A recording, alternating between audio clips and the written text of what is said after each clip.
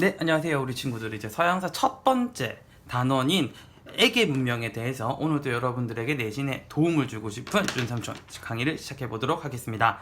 자, 여러분들이 이제 들어가면 제일 처음에 에게 문명이라는 말이 나오는데요. 이 에게 문명이라는 단어는 에게해라는 바다를 중심으로 만들어진 문화를 이야기를 하고 있습니다. 그래서 에게 문명의 특징 중에 제일 많은 영향을 얘기하면은 첫 번째, 이 에게 문명이라고 하는 거는 문명이 다른 지역으로부터 영향을 받았어요. 어느 지역에 영향을 받았냐면 잠시만요. 아이고, 네임핀이 잘 안 나오네요. 자, 제일 첫 번째 나오는 이야기가 뭐냐면 오리엔트 지역에서 영향을 받았다라는 이야기가 나옵니다. 영향을 준 게 아니라 영향을 받았다라고 얘기하고요. 이 오리엔트 지역이라고 얘기하면 그냥 그 고대 4대 문명 중에 메소포타미아 문명하고 이집트 문명 정도로 생각을 하면 됩니다. 두 번째, 에게해라는 바다이기 때문에 얘네들은 해양 성향의 어느 바다의 영향을 주로 받았다? 지중해에서 만들어진 해양 문명이고, 세 번째, 얘네들은 구석기 신석기 시대 문화가 아니라 뭐를 쓰기 시작하는 청동기 시대 문명이다 라고 이야기를 할 수 있어요. 그래서 요게 에게 문명의 세 가지 특징이라고 볼 수 있는데, 여러분들 그 교과서에 보면은 지도가 한 켠에 나와 있을 거예요. 그 지도를 간단하게 한번 그려보면,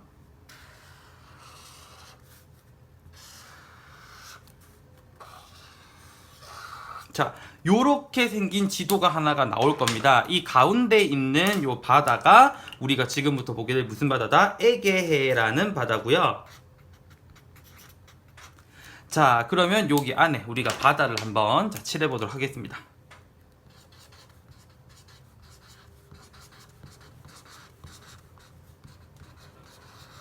그러니까 요 지역은요, 완전히 밑에 섬으로 되어 있는 지역하고 바닷가 지역하고 요 두 군데를 나눠 가지고 여러분들이 생각을 해야 되는데, 자, 구별을 해서 이야기를 해 보자고 하면 일단 제일 위에 있는 여기 있죠? 여기는 육지 본토입니다.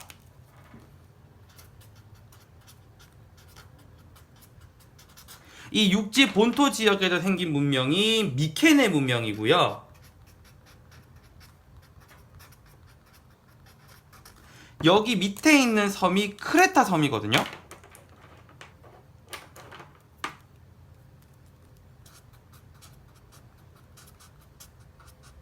그래서 여기 크레타 섬에서 생긴 문명을 우리가 크레타 문명이라고 불러줍니다.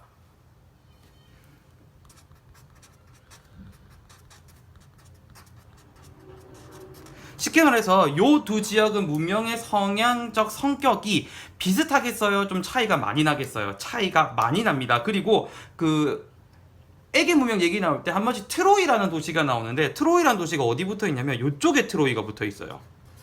자, 요 트로이는 그냥 알아만 두도록 합시다. 자, 그러면 한번 들어가 보도록 할게요. 처음부터. 자, 이 미케네 문명이라고 하는 곳은 이제 땅에서 생긴 육지 문화라고 이야기를 했습니다. 육지 문화이다 보니까 얘네들은 주로 경제가 뭐로 먹고 살게 되더라? 농사를 주로 짓고 살게 되더라. 여기 있는 크레타 문명 같은 경우에는, 자, 섬에 있는 바닷가에 살고 있다. 그죠? 그래서 무슨 성격이 크다? 해양 문화의 성격이 크고요. 얘네는 바다에 주로 살다 보니까 바다를 이용해서 무슨 무역을 주로 하더라? 해상 무역을 주로 하더라 라고 이야기를 합니다. 그리고 두 번째 시험에서 자주 나오는 얘기가 뭐가 있냐면, 이 양쪽 지역의 문화적, 문명적 성격을 주로 물어보는데, 이쪽에서는 무슨적 성격이라는 말이 자주 나오냐면 상무적 성격이라는 말이 자주 나와요.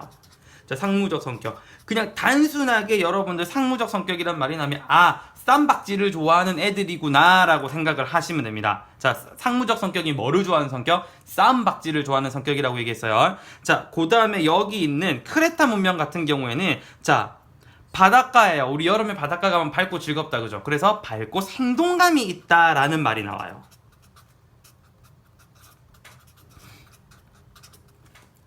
사실 뭘 두고 밝고 행동감이 있다고 얘기하는지 조금 삼촌은 사실 납득은 안 되긴 하는데, 자, 미케네 문명이 왜 상무적인 성격을 가졌다라고 이야기를 하냐면, 얘네들은요, 쌈박질을 되게 좋아해서 주변에 있는 지역하고 싸워요. 그래서 어디하고 어디를 정벌하게 되냐면, 여기 크레타 문명하고 위에 있는 트로이를 정벌해요. 눈 뜨면 쌈박질할 생각하고 있는 애들이다. 그런데 싸움으로 흥한 자 싸움으로 망한다고요. 청동기가 우리가 못 이기는 게 있었죠. 청동기 쓰는 애들은 위에서 뭘 가지고 내려오면 주로 지더라? 그렇죠. 철기를 가지고 내려오면 주로 지죠. 철기를 가지고 누가 내려오냐면 도리아인이 내려옵니다. 그러면 얘네들이 이거를 버텼을까 못 버텼을까? 못 버티겠죠. 그래서 철기를 가지고 있는 도리아인의 침략을 받아서 얘네들이 어떻게 된다? 멸망을 하게 돼요. 자, 그러면 이제 여기 나와 있는 크레타 문명 볼게요. 크레타 문명은 뭐를 보고 얘네들이 생동감이 있다라는 말을 쓰냐면 이 크레타 문명에 얘네들이 쓰던 궁전이 남아있는데 그 궁전이 크노소스 궁전이에요. 크노소스 궁전에 봤더니 벽화가 하나가 있는데 무슨 동물의 벽화가 있더라? 돌고래 벽화가 있더라.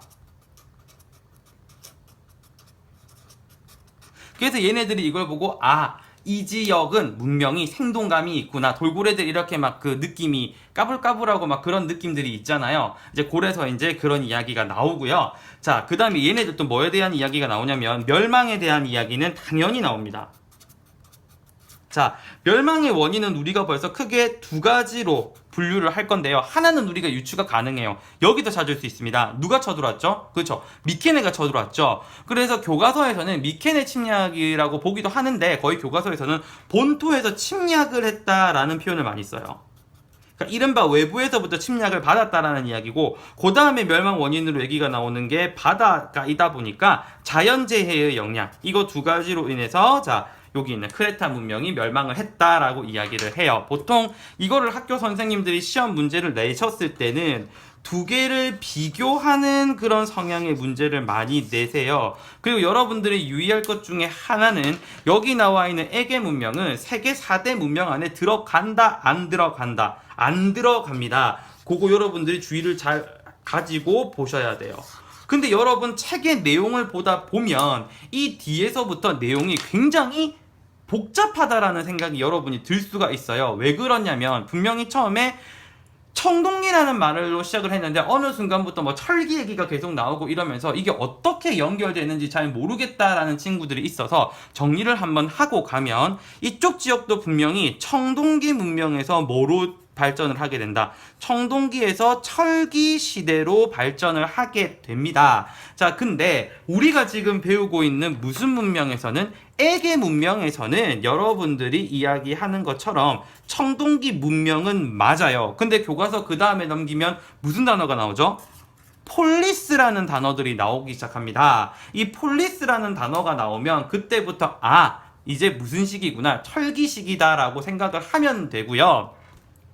이 철기 시기는 폴리스 시대하고 이제 뒤에서 배우게 될 마케도니아 두 시대로 구별이 된다고 보시면 돼요. 근데 제일 쉽게 분류를 할 때는 얘네들은 에게 문명 시대죠. 어차피 다 따로따로 나누어져 있는 분열식이고 여기 나와 있는 폴리스들도 조금 뒤에서 설명할게요. 따로따로 다 쪼개져서 사는 분열시기입니다. 근데 마케도니아는 이 분열이 뭐가 된 거다? 통일시대이기 때문에 여러분들이 내신에서 내용을 접근할 때 제일 간단하게 접근할 수 있는 방법은 요렇게 나누어 가지고 여러분들이 생각을 해주면은 시험 치는 데는 크게 문제는 없습니다. 그래서 요 정도까지만 딱 개념을 잡아 놓고 가면 될 것 같아요.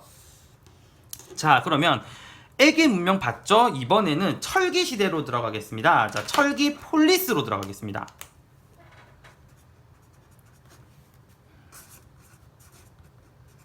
자, 이 폴리스를 두고요. 여러분들이 교과서에서는 뭐라고 부르냐면 도시국가라는 말로 배웠는데 왜 얘네들을 도시국가라고 배웠냐면요. 큰 의미는 없어요. 국가의 사이즈가 얼마나 사이즈이기 때문에 그렇죠. 도시만한 사이즈이기 때문에 여러분들은 그냥 얘네를 도시국가이다라고 배운 것 뿐입니다. 그 이상의 그 이하의 의미도 없다는 거 감안을 해놓고요. 자, 폴리스 내용 계속 한번 들어가 보도록 하겠습니다. 자, 그러면 여기에서 관련돼서 주로 나오는 지명들이 어떤 지명이 있는가 봤더니 자, 주로 나오는 폴리스, 도시 사이즈들의 국가 이름이 마케도니아,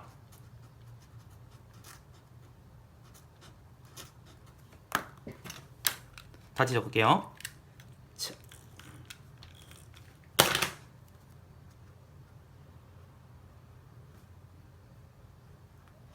자, 그 다음에 밑에 있는 아테네,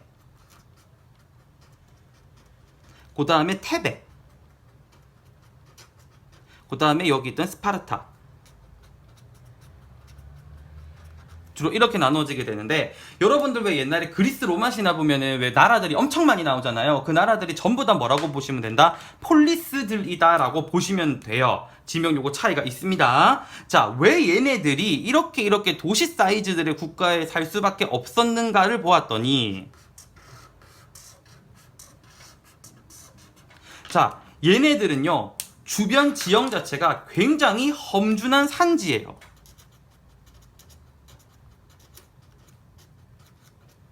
거기다가 삼촌이 간단하게 그려서 그렇지, 지금 여러분들 세계 지도에서 그리스 있는 쪽 있죠? 그리스 있는 쪽이 이쪽인데 보면 해안선이 굉장히 복잡해요.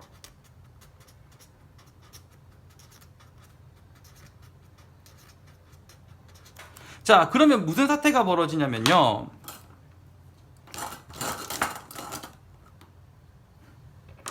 자, 여기 산지 중에 사람이 살만한 곳은 평평한 곳이어야 돼요. 그럼 여기 들어가 살겠죠, 사람들이. 근데 산지가 너무 복잡하다 보니까 얘네들 상간에 지네들끼리 교류가 크게 있다 없다, 교류는 거의 없어요. 그러니까 민족이 같음에도 불구하고 지리적 요인, 이걸 두고 우리가 교과서에서는 얘네들을 묶어서 뭐라고 얘기하냐면 지리적 요인이라는 말을 쓰거든요.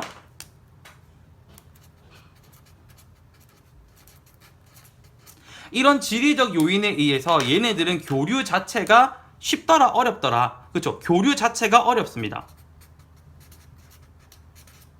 그렇다 보니까 얘네들은요 통일국가를 이룬다, 통일국가를 이루지 못한다, 통일국가를 처음에는 이루지 못해요. 그래서 쉽게 말해서 무슨 뜻이냐면 각각의 폴리스들끼리는 서로에 대해서 간섭을 하지 않는 정치적 합치 상황, 정치적 독립 상황, 정치적인 독립 상황을 보여준다는 거죠.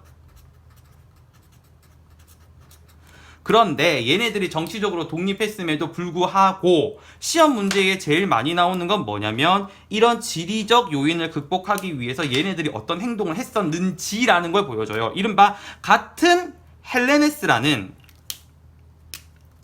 같은 그리스인이라는 동족 의식은 굉장히 뛰어났어요.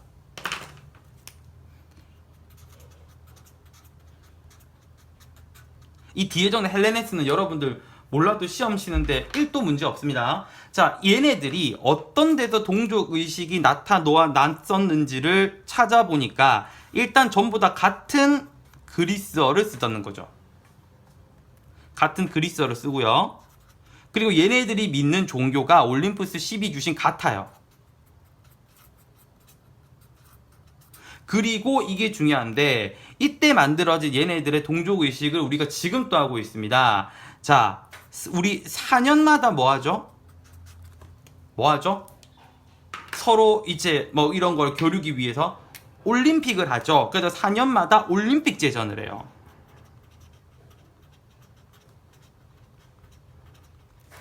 얘네들이 올림픽의 시초이다 보니까 지금 또 올림픽 경기가 있으면 올림픽 성화를 어느 나라에서 가지고 오더라? 그리스에서 불을 떼가지고 오더라는 겁니다. 자, 그리고 그 다음 여러분 교과서에 보면 교과서에 무슨 얘기가 나오냐면요, 이 안에 폴리스들이 어떻게 생겼는지, 폴리스의 구조에 대한 이야기가 나오는데, 폴리스 구조를 보면 항상 교과서에 나오는 말이 똑같아요. 요렇게 생겼습니다. 이 위쪽에 있는 지역을 우리가 중심부라고 부르고요, 교과서에서. 이 밑에는 일반 그냥 사람들이 모이는 지역이다라고 표현을 해요. 자, 한 개씩부터 보면 이 위쪽에 있는 중심부를 아크로폴리스라고 부릅니다. 자, 여기 있는 밑에 지역은 뭐라고 부르냐면은 여러분들 그 많이 쓰는 초록색 검색창 말고 그 주황색 검색창이 하나 있어요. 다음에 일반 사람들이 글을 올리는 그 채널이 있거든요. 거기를 우리가 뭐라고 부르냐면 아고라라고 불러요. 아고라라고 부르고, 이 말은 지금 우리가 쓰는 단어 중에 어떤 단어냐면 광장의 의미입니다. 자, 이거 두 개가 같은 일을 하느냐 다른 일을 하느냐, 서로 다른 일을 하기 때문에 폴리스 내부의 구조는 기능의 분화가 있다라고 간혹 얘기를 하거든요. 자, 어떤 기능들이 있는지 한 번씩 보니까 여기 있는 아크로폴리스들은 높은 사람들이 주로 살아요. 신이 사는 집인 뭐 신전, 왕이 사는 집인 뭐 궁전, 이런 것들이 위 아크로폴리스에 주로 있고요. 이 아고라 광장 같은 경우에는 누구가 주로 많이 모이냐면 시민들이 많이 모입니다. 시민이라는 말을 쓰기도 하고 백성이라는 표현을 쓰기도 하는데, 시민과 백성들이 여기에 모여서 뭐를 하냐, 나라의 뭐도 하고 정치도 하고, 폴리스 중에 민주정치 하는 곳 많았거든요. 정치도 하고 모여서 중요한 나라 일에 대한 토론도 하고 물건을 사고 파는 시장도 열리더라 라고 이야기를 하는 겁니다. 여러분들 그리스 하면 가장 유명한 파르테논 신전 있죠? 그럼 파르테논 신전은 아크로폴리스에 있겠어요? 아니면 아고라에 있겠어요? 당연히 그죠, 여기 있는 아크로폴리스에 있는 겁니다. 그런 것들을 여러분들 감안해서 내용을 보시면 돼요. 시험에서 자주 나오는 부분이기도 하니까요. 자, 그러면 여기까지 일단 강의는 마무리하고요. 우리 암기 한번 해보고 또 다음 단원으로 넘어가도록 하겠습니다. 자, 그리스 부분, 자, 첫 번째 암기 한번 들어가도록 하겠습니다. 지금은 청동기 문명에서 철기 처음으로 넘어가는 단원이라고 얘기를 했어요. 자, 여기 있는 건 전부 다 청동기 문화, 여기는 철기라고 얘기했습니다. 이렇게 잘라야 돼요, 내용을. 자, 그리스 지중해 지역에서 만들어진 해양 중심의 오리엔탈 지역에서 영향을 받은 청동기 문화를 에게 문명이라고 부른다고 했고요. 여기 있는 육지 본토의 미케네 문명, 밑에 있는 크레타 문명, 두 가지가 대표적이라고 얘기했습니다. 에게 문명 안에 이렇게 두 개가 들어가 있는 거예요. 자, 그러면 자, 미케네 문명부터 먼저 보겠습니다. 자, 얘는 육지입니까? 자, 섬입니까? 그렇죠. 여기는 육지 문화 농사라고 얘기했고요. 말 안 들으면 꽃갱이로 찍어요. 자, 무슨적 성격이 강하다. 싸움을 좋아하는 상무적 성격이 강하다. 자, 멸망 같은 경우에는 지네도 싸움을 좋아해서 싸움 좋아하는 애들한테 멸망당한다 그랬어요. 뭐를 들고 들어오는, 청동기가 못 이기는 게 뭐야? 철기죠. 자, 철기를 가지고 들어오는 도라이 아니고 뭐 도리아. 얘네들의 침략으로 잘 멸망하게 됩니다. 이 도리아가 나중에 우리 후에 배우게 될 스파르타를 세우는 민족이라고 보시면 됩니다. 자, 요 크레타 주변에 전부 다 바다입니다. 자, 그래서 육지 문화입니까? 해양 문화입니까? 해양 문화라는 말이 나오고요. 해양 근처다 보니까 배를 타고 나가서 해상 뭐를 한다? 무역을 한다. 자, 크레타 문명 희한한 소리를 한다 그랬습니다. 자, 성격이 뭐하고 무슨 감이 있더라? 그렇죠. 밝고 생동감이 있더라. 그 증거로 시험에 많이 나오는 게 크노소스 궁에 있는 그 궁중 벽화의 돌고래 그림을 보고 자, 이야기가 나온다고 했습니다. 자, 이제 그리스 지역도 청동기에서 철기로 넘어갑니다. 자, 도시 사이즈의 국가인, 도시 국가인 폴리스들을 이야기한다고 했어요. 자, 얘네들은 자, 이렇게 험준한 뭐가 많고 험준한 산지가 많았고, 이쪽에 뭐가 복잡하더라? 그쵸? 복잡한 해안선이 있더라. 이것 때문에 얘네들은 교류가 쉽더라 어렵더라, 교류가 어렵더라 라고 이야기를 했어요. 자, 정치적으로는 독립은 되어 있지만 헬레네스라는 무슨 의식은 또 있더라. 동족 의식이 있어서 같은 그리스어, 같은 올림푸스 12 주신을 믿는다고 했고, 4년마다 지금 또 이거 하고 있죠. 뭐를 제전하더라. 그렇죠. 올림픽을 제전하더라. 그래서 이것 때문에 지금 또 우리가 각 나라에서 올림픽 할 때 올림픽 성화 있죠, 성화. 성화를 제일 처음에 어느 나라에서 불을 떼온다? 그리스에서 불을 떼와요. 그리고 이 각각의 폴리스 내부의 구조를 봤더니 중심부를 무슨 폴리스라고 부른다? 그렇죠. 아크로폴리스라고 부른다. 여기는 신이 살고 있는 무슨 전, 신전, 떡볶이 아니고요. 자, 그 다음에 왕이 살고 있는 뭐 궁전, 이렇게 두 개가 있다고 얘기했고, 밑에 광장을 뭐라고 부르더라? 아고라라고 부르더라. 그 여러분들 그 우리 검색창 중에 주황색 검색창 있죠. 다음 거기에서 사람들이 이렇게 자유롭게 글을 올리는 그 채널 쪽을 아고라라고 불렀어요. 자, 그 다음에 또 여기는 백성이나 주로 누구들이, 시민들이 주로 여기서 활동을 했다라고 이야기를 했습니다. 자, 여기까지 초기 폴리스에 대한 이야기고요. 요 다음에서는 폴리스들 중에 가장 대표적인 폴리스인 어디하고 어디, 스파르타와 아테네, 숭령의 라이벌들이죠. 여기에 대한 이야기를 한번 해보도록 하겠습니다. 자, 오늘 여기까지 우선 진행을 할 거고요. 그 다음 단원에서는 내용이 서양사가 좀 복잡해지기 시작합니다. 우리 여러분들 정신 똑바로 차리셨으면 좋겠고요. 자, 오늘은 여기서 마무리 짓도록 하겠습니다. 우리 친구들 항상 최선을 다하다 보면 언젠간 최고가 되어 있을 거니까 자, 지금 당장 최고가 아닐 수는 있어도 최선을 다하도록 합시다. 감사합니다.